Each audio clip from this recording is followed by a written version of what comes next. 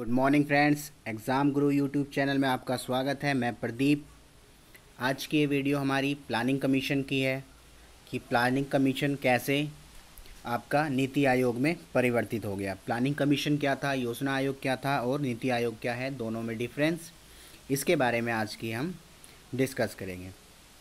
चलिए फ्रेंड्स, आइए शुरू करते हैं। और जो भी वीडियो देख रहे हैं प्लीज़ चैनल को सब्सक्राइब करें, लाइक करें और शेयर करें। चलिए, सबसे पहला आपका दे रखा है planning commission. Friends, planning commission था क्या? प्लानिंग कमीशन जो था, जो आपका योजना आयोग था, वो आपका ये गैर संवैधानिक निकाय था। ठीक है, गैर संवैधानिक, एक सेकेंड मैं कलर चेंज कर देता हूँ। ठीक है, गैर संवैधानिक निकाय था। इसकी स्थापना कब हुई थी? 15 मार्च 1950 को जवाहरलाल नेहरू जी की अध्यक्षता में। जैसा कि आपको पता होगा 15 मार्च 1950 में इसकी स्थापना हुई थी, जो कि जवाहरलाल नेहरू द्वारा करी गई थी। और ये उस समय भारत के कौन थे? पीएम थे। ठीक है, प्रधानमंत्री, यानी कि फर्स्ट प्रधानमंत्री थे हमारे ये देश के। और साथ ही साथ मैं आपको एक और चीज़ बता दूं कि जो जवाहरलाल नेहरू थे वो प्रधानमंत्री कब तक थे? 1964 तक। ठीक है, 64 में इनकी डेथ हो गई थी।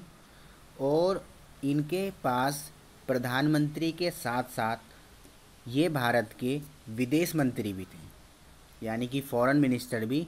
अगर पूछा जाता आपसे कि फर्स्ट फॉरेन मिनिस्टर कौन है हमारे देश के, तो वो भी आपके कौन है? हमारे पंडित जवाहरलाल नेहरू। ठीक है, क्योंकि ये प्रधानमंत्री के साथ साथ इन्होंने फॉरेन मिनिस्टर यानी कि विदेश मंत्री का भी पद अपने पास ही रख रखा था। और ये भारत के इकलौते ऐसे हैं जो प्रधानमंत्री के साथ साथ वित्त मंत्री भी एक ही शासनकाल के अंतर्गत रहे थे। चलिए, तो आइए फ्रेंड्स आगे देखते हैं।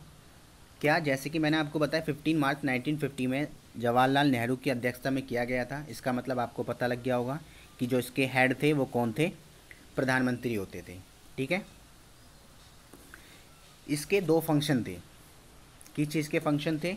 प्लानिंग कमीशन के। क्या दो फंक्शन थे? पहला आपका था इसकी योजनाएं बनाना, ठीक है, और दूसरा था राज्य और मंत्रालयों को वित्त आवंटन करना। इसका मतलब आप कह सकते हो इसके दो हाथ थे। पहले हाथ का काम होता था प्लानिंग करना। ठीक है, प्लानिंग में जब इन्होंने शुरू किया था तो देश के विकास को ध्यान में रखते हुए कि देश का विकास कैसे किया जाए, प्लानिंग को इन्होंने अंजाम दिया था।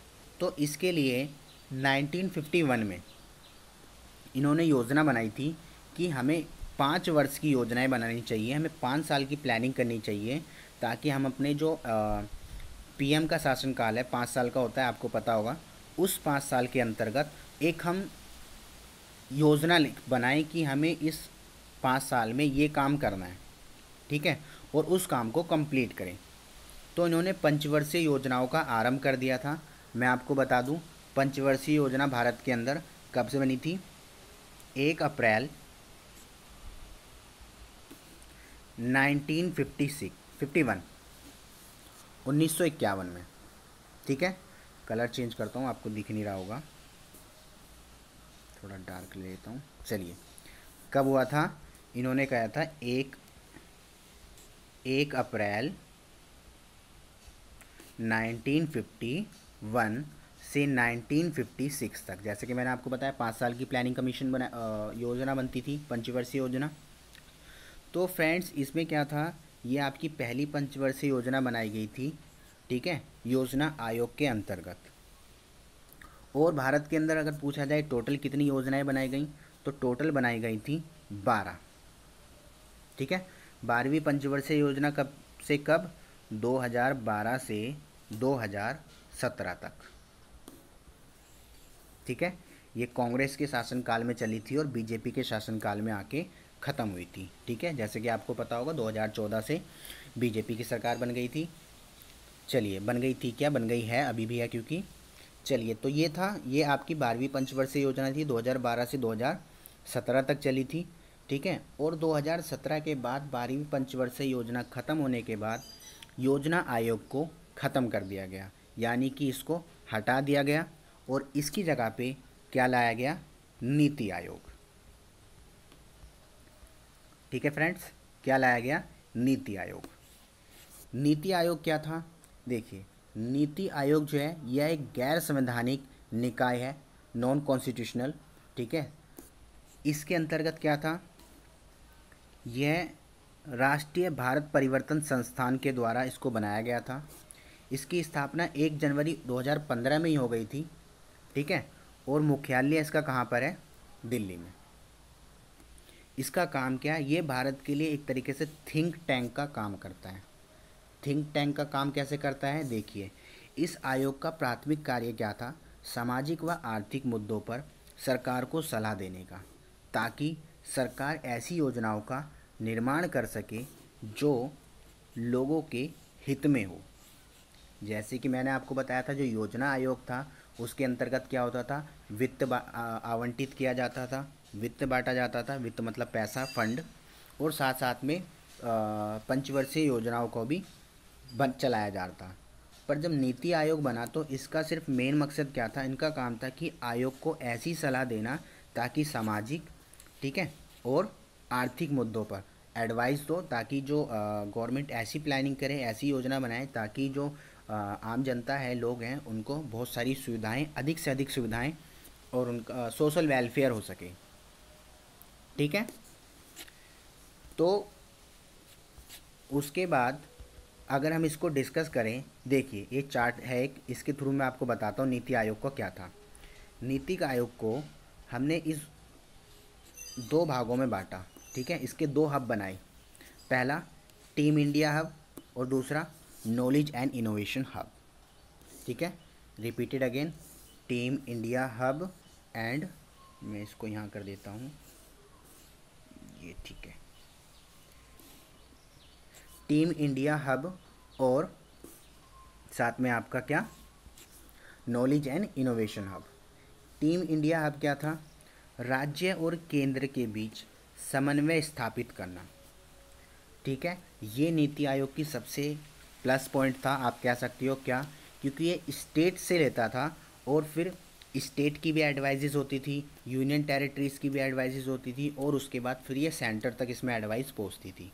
ठीक है, यानी कि ये नीचे से बेस इसका स्टार्ट होता था, यानी स्टेट लेवल पे भी डिस्कशन होता था, यूनियन टेरिटरीज जो होती हैं, यानी कि आप स्टेट काउंट कर सकते हो, उनके बाद डिस्कशन होने के बाद फिर ये पीएम तक पहुंचता था, फिर इससे पीएम क्या करते थे, कोई एक्शन लेते थे। यानी कि इसके अंदर जो भी होगा वो छोटे स्तर से लेकर के बड़े स्तर तक की डिटेल पहुंचेगी। साथ में नीति आयोग को बेहतर बनाने का काम, इसके 2 काम थे, क्या, स्टेट्स को भी कनेक्ट करना और साथ में इसको योजना आयोग से बेहतर परफॉर्मेंस दिलाना। इसके लिए क्या हुआ, देखिए अगर मैं आपको इसकी वर्तमान स्थिति बताऊं तो नीति आयोग के जो अध्यक्ष होते हैं वो आपके होते हैं पीएम, जो कि आपको पता होगा कौन है, नरेंद्र मोदी जी। नरेंद्र मोदी जी ऐसे गैर कांग्रेसी प्रधानमंत्री हैं जो कि 6 साल तक रहे हैं। ठीक है, अभी भी हैं क्योंकि जिनका शासनकाल 10 साल तक का तो है ही, बाकी ठीक है, अभी तक इन्होंने सबसे ज़्यादा नॉन कांग्रेस में अपना योगदान दिया है। इसके उपाध्यक्ष हैं राजीव कुमार और सीईओ, चीफ एग्जीक्यूटिव ऑफिसर हैं आपके अमिताभ कांत। ओके फ्रेंड्स, अब इसमें देखिए मैं आपको बताता हूँ कि इसके सदस्य कौन कौन होते थे। अगर हम इनके सदस्यों की बात करें तो इनकी सदस्यों में एक होते हैं पूर्णकालिक सदस्य, यानी कि फुल टाइम मेंबर, जो इसमें फुल टाइम तक रहते हैं। एक होते हैं पदेन सदस्य, पदेन मतलब होते हैं जिनमें एक्स ऑफिस मेंबर, जिनको अपॉइंट किया जाता है। उसके बाद इसमें होते हैं गवर्नर ऑफ काउंसिल, ये मोस्ट इम्पोर्टेंट है, जो कि योजना आयोग से बहुत ही ज़्यादा बेहतर बनाता है नीति आयोग को। क्या, गवर्नर काउंसिलिंग।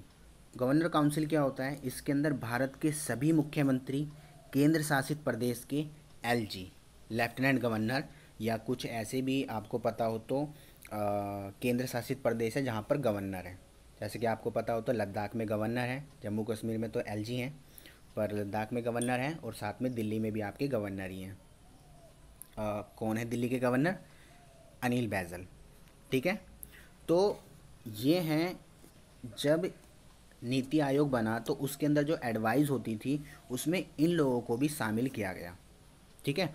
और कुछ विशेष आमंत्रित व्यक्ति होते हैं, ठीक है फ्रेंड्स। रिपीट कर रहा हूँ, पूर्णकालिक सदस्य होते हैं, पदेन सदस्य होते हैं, मोस्ट इंपॉर्टेंट कौन होते हैं आपके, मुख्यमंत्री और केंद्र शासित प्रदेश के एलजी और गवर्नर्स।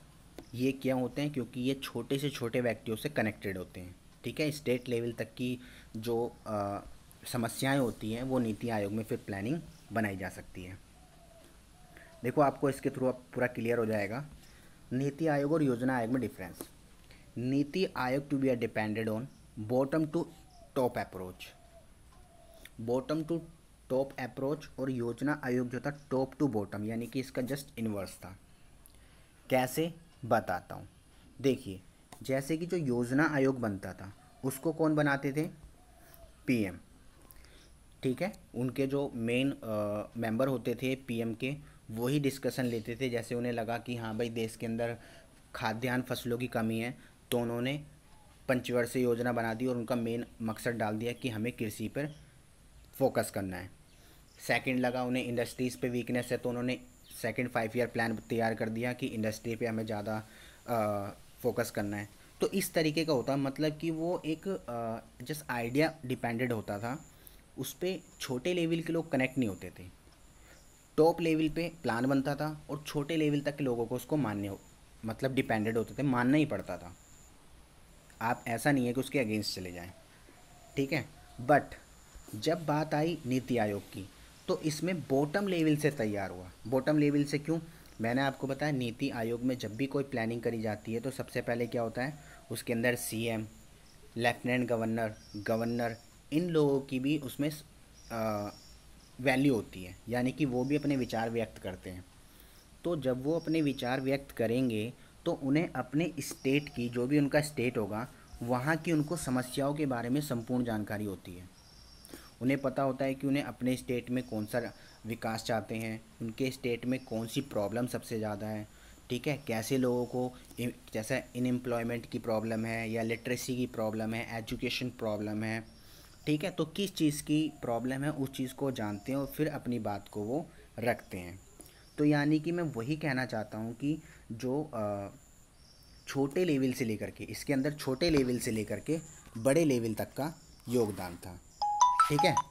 और छोटे लेवल के लोग जब इसमें इन्वॉल्व हो गए थे तो ये नीचे से चलते हुए, यानी कि पहले आपका सीएम जो होते हैं, सीएम को भी जो इन्फॉर्म करते हैं उनके विधायक, तो विधायक से लेकर के फिर सीएम, सीएम से फिर जा कर के ये मिनिस्ट्री में आती थी, ठीक है।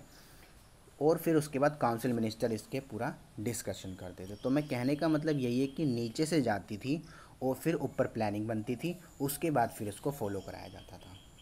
तो इसीलिए मैंने कहा बॉटम से स्टार्ट होती है और फिर टॉप पर इसकी प्लानिंग तैयार होती है। ओके फ्रेंड्स, अगला मोस्ट इम्पोर्टेंट क्या, इसमें राज्य की भूमिका बहुत ही ज़्यादा इम्पोर्टेंट है, इसीलिए मैंने बोला था बॉटम टू टॉप अप्रोच है, ठीक है। किसमें, नीति आयोग में। बट योजना आयोग में आप स्टेट्स को इन्वॉल्व ही नहीं कर रहे थे। And the third is, NITI Aayog कोई वित्तीय आवंटन नहीं करता, दैट मीन ये किसी भी प्रकार से किसी भी फंड को रिलीज़ नहीं करता है। फंड का, फाइनेंस से रिलेटेड इसमें कोई डिस्कशन ही नहीं है। बट जो आपका योजना आयोग था उसका काम था कि फंड को रिलीज़ करना, वित्तीय आवंटन करना, ठीक है। तो ये इसके डिफरेंस थे। आई होप आपने इसको बहुत ही आसानी से समझा होगा। अब इसके कार्य क्या हैं, देखिए। पहला, राष्ट्रीय विकास के लिए राज्यों की सक्रिय भागीदारी को बढ़ाना, ठीक है, यानी कि अपने नेशन का डेवलप करना है विद द स्टेट, ठीक है, with the involution of state, यानी कि स्टेट को इन्वॉल्व करते हुए हमें अपने कंट्री का, अपने नेशन का डेवलप करना है, ठीक है। And the second is, Bharat में ग्राम स्तर पर योजनाएं बनाने का तंत्र को विकसित करना, दैट मीन लोअर लेवल पे भी इसको लेके चलना, ठीक है। और लोअर लेवल बहुत ही ज़्यादा, जैसे कि आपको पता हो गांव होते हैं, ग्राम वगैरह जो होते हैं बहुत ही छोटे स्तर के होते हैं। हमें ऐसी योजनाएं बनानी है, ऐसी प्लानिंग करनी थी, ऐसा तंत्र तैयार करना था कि जो ग्राम स्तर के लोग हैं, ग्रामीण लोग हैं, इनका भी इसमें योगदान हो, अर्थात उनके लिए भी ध्यान में रखते हुए फिर प्लानिंग करी गई हो। और ऐसा कैसे हो सकता था? इसका सिर्फ एक ही कारण है कि जो वहाँ के सीएम हैं, सीएम के नीचे विधायक हैं, विधायक के नीचे जो आपका ग्राम परिषद, ग्राम पंचायत के लोग हैं, ये सर्व अपनी पॉइंट ऑफ व्यूज़ रखते थे और उसके बाद वो सीएम तक जाते थे, फिर सीएम से वो नीति आयोग में कन्वर्ट होते थे। ओके फ्रेंड्स, यानी कि बहुत ही बॉटम लेवल पे इसका सोच विचार होता था। आगे बात करें थर्ड की। थर्ड, केंद्र और राज्यों को राष्ट्रीय और अंतर्राष्ट्रीय मुद्दों पर यह तकनीकी सलाह भी देगा। और साथ ही साथ में क्या करता था, स्टेट हो या सेंट्रल हो, दोनों को इंटरनेशनल मुद्दों पर, ठीक है, जो इंटरनेशनल यानी कि अंतर्राष्ट्रीय मुद्दे होते हैं उन पे उन्होंने क्या करता था, एडवाइस देता था। ठीक है, उन्हें एडवाइस भी देगा कि आपको क्या करना चाहिए, how can you develop your state, how can you develop your nation. तो इन सब चीज़ों में आपको वो संपूर्ण योगदान देता था एक तरीके से। कौन? नीति आयोग। देता था क्या? देता है, क्योंकि नीति आयोग अभी भी चल रहा है। एंड द लास्ट इज सहयोगपूर्ण संघवाद को बढ़ावा देना। संघवाद, संघवाद का मतलब होता है संघ के साथ, that mean with the all group, यानी कि सभी को लेकर के हमें इसमें काम करना है और फिर अपने नेशन को डेवलप करना है। ठीक है फ्रेंड्स, तो ये था कि नीति आयोग प्लानिंग कमीशन से, योजना आयोग से बहुत ही ज़्यादा बेहतर है अपने देश को डेवलप करने के लिए। ठीक है, और इसीलिए नीति आयोग का निर्माण किया गया, जिसके अध्यक्ष नरेंद्र मोदी जी हैं। मैंने आपको बता दिया था। आई होप आपको नीति आयोग कंफर्म समझ में आ गया होगा कि नीति आयोग क्या है और क्यों नीति आयोग को योजना आयोग से हटाया, योजना आयोग को हटा के नीति आयोग में बदला गया। ठीक है फ्रेंड्स, तो आई होप आपको ये वीडियो पसंद आई होगी, और अगर आपको वीडियो पसंद आई है तो प्लीज़ इसको लाइक करें, शेयर करें और चैनल को सब्सक्राइब करें जो भी नए यूज़र्स हैं। आप अपना साथ ऐसे ही बनाए रखिए, अपना योगदान दीजिए, हमें लाइक शेयर करके कर सकते हैं। और अगर किसी भी प्रकार की कुछ अपने व्यूज़ देना चाहते हैं तो आप प्लीज़ कमेंट कर सकते हैं।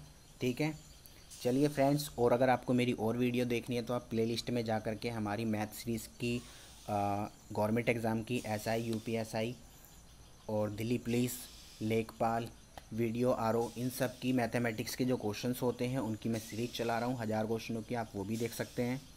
और किसी प्रकार की अगर आप एडवाइस देना चाहते हैं या कुछ पूछना चाहते हैं तो आप कमेंट बॉक्स में लिख सकते हैं। चलिए फ्रेंड्स, मिलेंगे फिर अगली वीडियो में। अभी के लिए हैव अ नाइस डे।